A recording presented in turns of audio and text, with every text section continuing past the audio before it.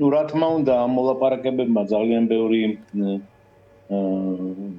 გასულგაუცემელი კითხვა გააჩინა, მაგრამ რაღაც სიცხადე მაინც შეიტანა ამ პროცესში. ნუ პირველი ის რომ ჩვენ არა გვაქვს ახლა 28 პუნქტიანი ის პირველი გეგმა, რომელიც წარდგენილი იქნა დიდი ვარაუდით რუსების კარნახით, ახლა არის 20 პუნქტიანი გეგმა, რომელზეც მოლაპარაკებები წარმოებს ერთის მხრივ ამერიკა, ევროკავშირი, უკრაინის და მეორე მხრივ ამერიკა, რუსეთის ფორმატში.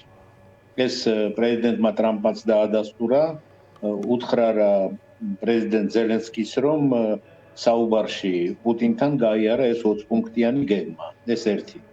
მეორე, უფრო და უფრო აქტიურ როლს თამაშობს ამ მოლაპარაკებებში ევროკავშირი, უფრო და უფრო კონსოლიდირებული მხარდაჭერა არის უკრაინისადმი გამომჟღავნებული ევროპელების მხრიდან და ამას უკვე როგორც ნორმალურ ფაქტს იღებს ტრამპი, რომელმაც თქვა რომ აი ჩვენ დაველაპარაკეთ მოლაპარაკების შემდეგ ლიდერებს ეს არაჩვეულებრივი ლიდერები არიან და ასე შემდეგ.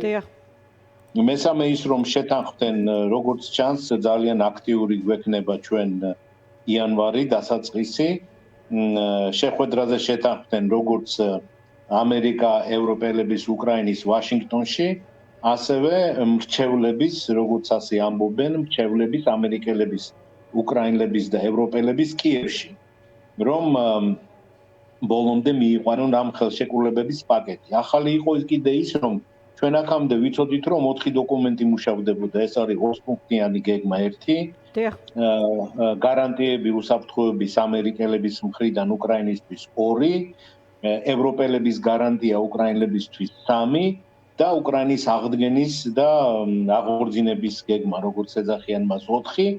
ეხლა გაჩნდა კიდე 2 დოკუმენტი, როგორც ამბობენ, ალბათ მე-5 დოკუმენტი არის გარკვეული ალგორითმის ჩამოყალიბება თუ რა რიგითობით და როგორ იქნება განხორციელებული ეს მთლიანად დიდი სამშვიდობო გეგმა, ხოლო მე-6 დოკუმენტი რა არის, სიმართლე გითხრათ, მეც ვერ ვშიფრავ ახლა დღეს ეს ალბათ გამოჩნდება მომავალში. ყოველ შემთხვევაში მთავარი ახლა მე რა მომხდა პირველი ესე იგი თვალში ის რომ ძალიან დაბალანსებული და აწონილი ენი და ლექსიკით საუბრობდა ტრამპი პრესკონფერენციაზე, ეს მას არ ახასიათებს, მაგრამ რაც ძალიან ცუდად მომხდა ეს ის რომ ნუ ის აშკარად აკებდა პუტინს და ამითი ძალიან ასე ვთქვათ მე ვფიქრობ, ნუ ზელენსკის რო ეს ამონა ეს ერთია, მაგრამ ვფიქრობ რომ კონგრესშიც გააჩენს ეს ამისთანა შეფასებები. ხო, ერთ ეპიზოდზე ვნახეთ კიდეც ხო ზელენსკის რეაქცია, როდესაც ტრამპი ამბობს რომ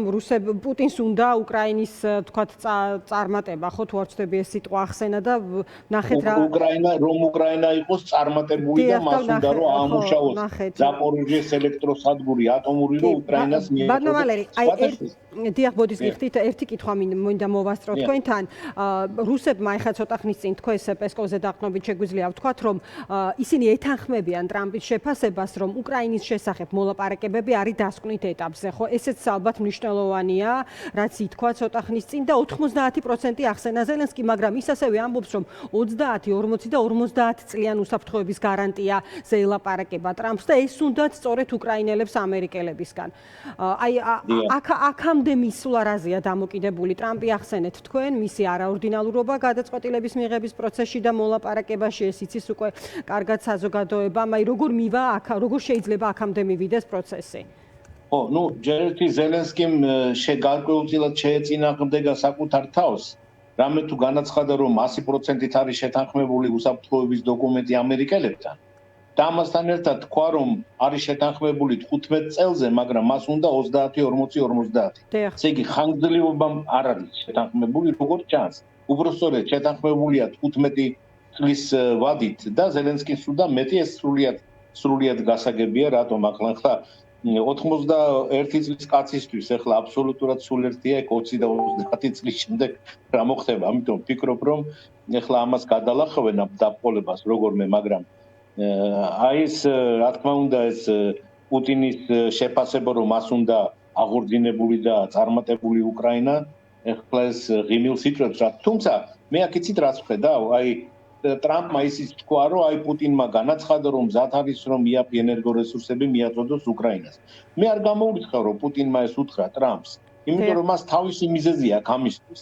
მას უნდა რომ ამისთანა მიწოდებებით რაღაც ხიდი გააბას ევროპასთან ენერგორესურსების მიწოდების ხიდის აღდგენაზე, იმიტომ რომ მისთვის ევროპის ბალანსი არის ძალიან მნიშვნელოვანი. ეხლა ტრამპა რომ მთლიანად თავისი მთელი სანქციები მოუხსნას რუსეთს, ეს მაინც მას არაფერს არ მისმევს, იმიტომ რომ მთავარი საექსპორტო ბაზარი მისთვის არის ევროკავშირი და ევროკავშირთან ეხლა იმისთანა ჩიხშია შესული პუტინი, რომ ანუ ტრამპის დახმარების გარეშე ევროპასთან ვერაფერს ვერ გამოასწორებს, მაგრამ პირველ რიგში რომ გამოასწოროს, უნდა ასე ვთქვათ, დადოს სამართლიანი სამშვიდობო ზავი უკრაინასთან, რასთანაც დაკავშირებით ბევრი კითხვები არსებობს, იმიტომ რომ ხო, რაც დამოკიდებულია დონბასზე, ხო? ანუ აი ზუსტად ეს ხა ეს აღნიშნე. არა, დონბასზეც იცით, მაგრამ მე სხვა რამის ამას ამბობენ კი ბატონო, დაასრულეთ. ხო, არა, მე რას ვამბობ, პრინციპულად ვამბობ მიდგომებთან დაკავშირებით. ანუ ერთია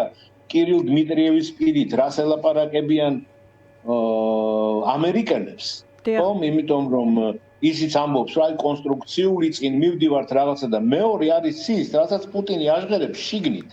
შიგნით ის აჟღერებს, რომ მას არ ყოფნის მხოლოდ დონბასი, რომ მას უნდა ესე იგი ხერსონის ზაპოროჟიეს ოლქებზე სრული კონტროლის აღება კონსტიტუციის თანახმად და ასე შემდეგ. ამიტომ მე ვფიქრობ, აი ეს მერყეობა თვითონ ამ რუსებმა ესე იგი უნდა ჩამოყალიბდნენ სტრატეგიულად. უნდა ამაზე ახლა სერიოზულად იმოქმედებს საკუთრივ ის მდგომარეობა, რაც რუსეთში ყალიბდება და ახლა რუსეთში 26 წლის პროგნოზები არის ძალიან სავალალო, ძალიან სერიოზული სირთულეების წინ დადგებიან, იმიტომ რომ საბიუჯეტო მონაცემები, გათვლები, ეს ახალი ბიუჯეტი პრაქტიკულად ფიქცია, აი ერთ რამეს გეტყვით, ახლა 40 ტრილიონია ბიუჯეტი, 4 ტრილიონი აქვს, ესე იგი დეფიციტი ჩადებული ამაში.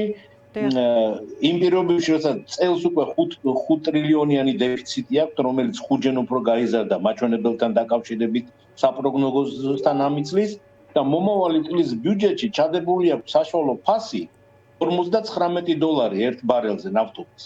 როდესაც დღეს ხიდიან $35 და ყველა ამბობს, ყველა ექსპერტი სანავთობო ბაზრის მომავალ წელზე ვარაუდობს, რომ ფასები კიდევ უფრო შემცირდება. ამიტომ ძალიან სერიოზული პრობლემები აქვს და ხა თუ სილოიანოვს და ნაბიულინას დაუჯერებს პუტინი, მაშინ რა თქმა უნდა სამშვიდობო ზავს დიდი შანსები აქვს და თუ ახლა დაუჯერა ბელოუსოვს და იქ ვიღაც ასე ვთქვათ ქორებს, რომელიც შიგნით ყავს, და თვითონაც მოქორო ტიპია, ესეც ხო ვიცით არა?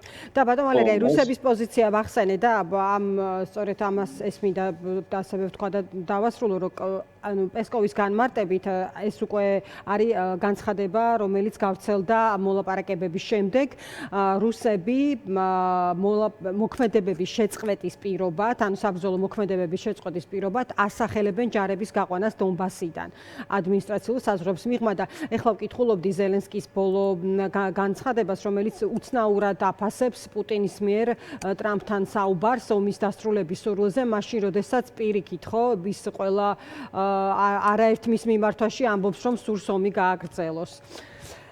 ხო, ნუ ახლა დონბასიდან გაიყვანო ზელენსკიმ, ნუ ჯერ ერთი, ესე იგი, იქ საიდანაც ახლა პუტინის თხოვს, რომ ან უნდა გაიყვანოს ჯარები, იქ მოსახლეობაა უკრაინის.